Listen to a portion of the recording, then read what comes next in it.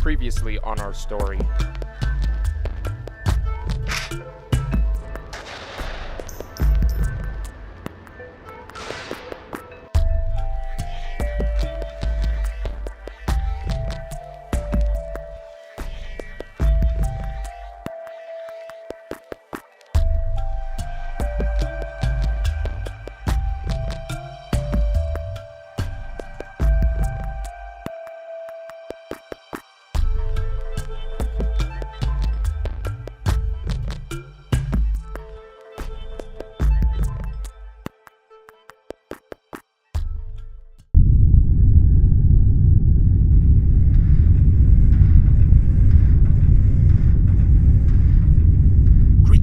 Legend, Ammunitioner. I expect that you have a full progress report. Oh yeah, you will never guess though. Oh great one, oh leader of leaders, oh boss man sir, you'll never believe what we found. Rest assured though, everything went exactly as you had planned it. Of course, we didn't exactly go without a little collateral damage or casualties, let's say. Yes. You referred to the loss of your team's combined form of Bruticus. As I understand it, though, it is only a temporary situation. Explorer is already fast at work to reactivate our colossal ally. Still, this Autobot assassination squad has done irreparable damage to our most powerful Decepticon forces. It must be stopped! Yes, Master, but our last blow has sent a wake to the very core of this group that we will not allow this kind of retaliation to persist. A clear sign that I know has been made to at least one of the Pink Assassin's teammates.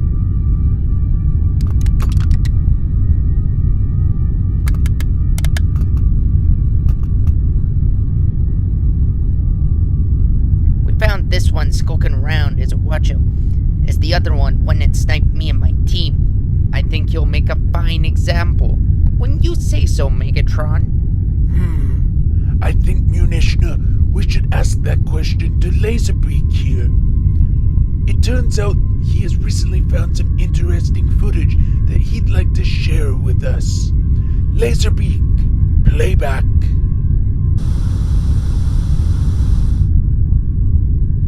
It seems although you have a lot to explain for Munitioner, wouldn't you say? Oh, come on, Megs. I mean, old buddy, old pal. It's me. It's your little swindler, you know? It was nothing. It was just a deal on the side. Megatron, please, no, what are you doing? Please, don't. I beg of you, no!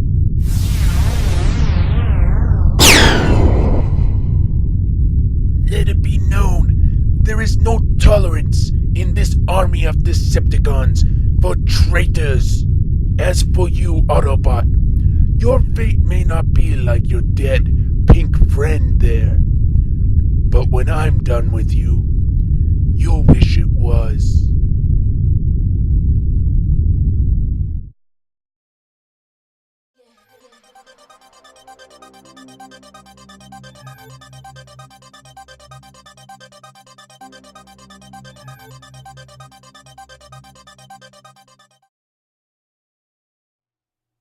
Hello and welcome to another Wackimus HD Reviews. This time we're taking a look at the all-new standalone figure from ToyWorld. This is TW-01 Hegemon.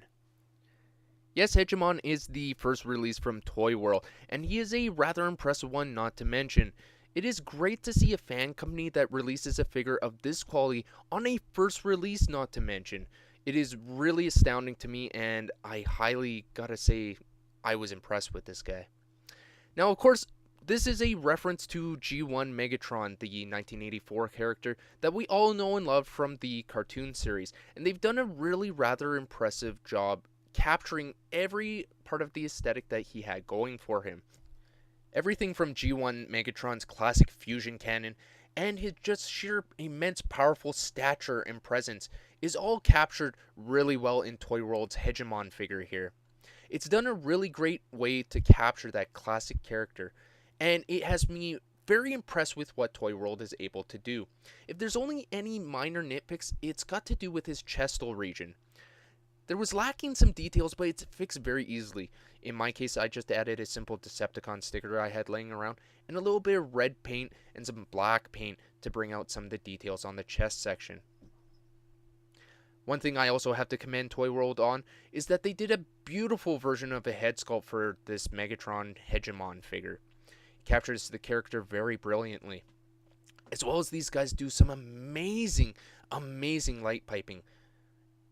Some of the works I've never even seen on Hasbro figures. I've got to say, these guys really knocked this guy out of the park. So let's take a quick look at his fusion cannon here. Now it just kind of pegs on using two pegs there, as well as a round peg at the back here which plugs into a port.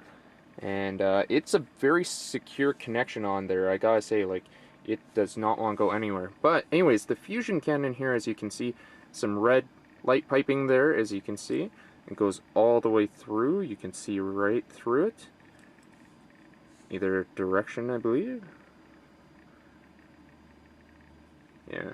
And it's on this kind of omnidirectional hinge here that bends, twists, rotates for transformation, basically. So it also has a peg up at the top here. Now I'm not quite sure what that's for.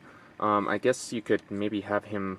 Well, I guess he can't really hold it. So yeah, I'm kind of confused about that. So, but it's there for who knows what.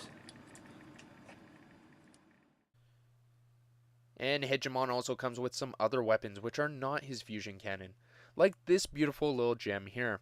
You might recognize this from the first three-parter episode of More Than Meets the Eye on G1. Yes, this is Megatron's Energon mace, which he fights Optimus Prime with on the Hoover Dam. It's a really great representation of that weapon, albeit I wish the chain was a little bit longer, and I know a few other people who would agree with me on that, but boy, it looks great when he's holding it. Hegemon also comes with another weapon which is really nice, this Dark Energon sword, which is very Transformers Prime-esque in its design, as well as a little bit of Transformers War for Cybertron. It's a translucent purple, and it is a great design. It looks very menacing when he holds it. And it has a nice little feature where if you use the hilt of it and twist the arm guards, it can form a very IDW comic book Megatron Origins Energon pick, if you will, design. I don't know if this was actually what it was intended to do, but it sure looks great. And there's one more thing that Hegemon has up his sleeve, which is a very classic weapon that most Megatrons have. And you simply, basically what you want to do to start this is unplug the sides there, as you saw. Flip down the legs there, so they're like that. Put that like so. Then we want to take this silencer here and plug this in like so. And now we're getting the shape of what looks to be his old G1 classic cannon here. So that's really cool. We want to take this and plug it in to the top. There you go.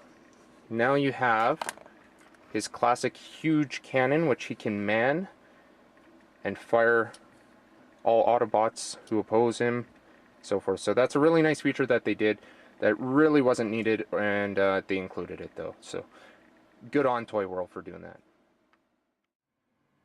And for a brief size comparison, here Hegemon is next to War for Cybertron Soundwave here. So that gives you a bit of an idea how big he is compared to, say, a deluxe figure from the Classics line. Also, here he is next to his Prime counterpart, Prime Megatron. So you can basically see he's pretty much a Voyager class figure. He's a little bit more bulkier, has a little bit more plastic, I think, but right about where the head is on Prime Megatron here, it's pretty darn close. He might be a head taller, if that. So that gives you a bit of a size there, as well as, since this is kind of a G1 figure anyways, for all you G1 fanboys out there, here he is next to G1 Blaster, which I luckily have on loan from a good buddy of mine, X-Eagle1, so That's pretty cool, and that gives you a pretty good idea, I think, of how big this guy is. Hegemon's transformation is fairly difficult. It's very technically involved, and again, I have to reiterate how impressed I am that ToyWorld decided to tackle a gun transformer as their first transformer. First off, any Megatron transformer is going to be very difficult to try and interpret, and couple this with the fact that it's the G1 Megatron gun, it is not your atypical transformer. It has a very complex transformation that will be involved. ToyWorld, again, did a very great job in this and pulled off a lot of different tricks and techniques that work really well on this figure, and all due credit goes to them. The end result being a great interpretation of G1 Megatron in his gun form, which is based off the Walther P38 gun. Now what's really great about this is, unlike my masterpiece Megatron, this guy fits in my palm, my hand well. It feels like a properly sized gun. He also has the feature, of course, that you can add the silencer and stock to form his very bulked up G1 self. Exactly as Starscream would wield. This guy is very big in this form. Not as big as my masterpiece, so to say, but it is a well-sized figure. My major complaint in this mode, though, has to be the handle. It's not really a proper Walther P38 handle, but I can forgive it for that. It's not specifically going to be the most accurate, but it gets the job done. And it's just fun to kind of wield and hold, let's face it. So we come to the end, and lastly, what I've got to say about Hegemon is he is a great interpretation of the classic Megatron character. He's going to look great on your classics shelf next to all sorts of Decepticons, including these guys, and let's face it, you can also have him next to Optimus Prime in some kind of battle scene. He's just going to look great with that series. He's designed to fit in with those guys. The great thing about this is, if you were like me, you were probably on the fence about the actual classics line Megatron. This guy does the job that much better for me, and he is pretty much, in my opinion, the definitive classics Megatron. And quite frankly, guys, this is quite possibly the best interpretation I have ever seen of a G1 Megatron. In my opinion, it surpasses many of the things that we have seen before. And again, I have to reiterate, this is ToyWorld's first release. They have come out of the gate very strong with this guy, and I expect great things to come from ToyWorld. They are in the quality of things like Fans Project and Perfect Effect, and it's only emphasized once you guys get this guy in hand. The build quality and the structure of him is fantastic. So guys, that being said, the only thing I can really say is I highly recommend this figure. I'm proud to display him in my Classics line as my new Classics Megatron. So guys, this has been Wackimus Prime once again, reviewing ToyWorld's Hegemon TW-01 release. I hope you guys have enjoyed, and as always, return for another review.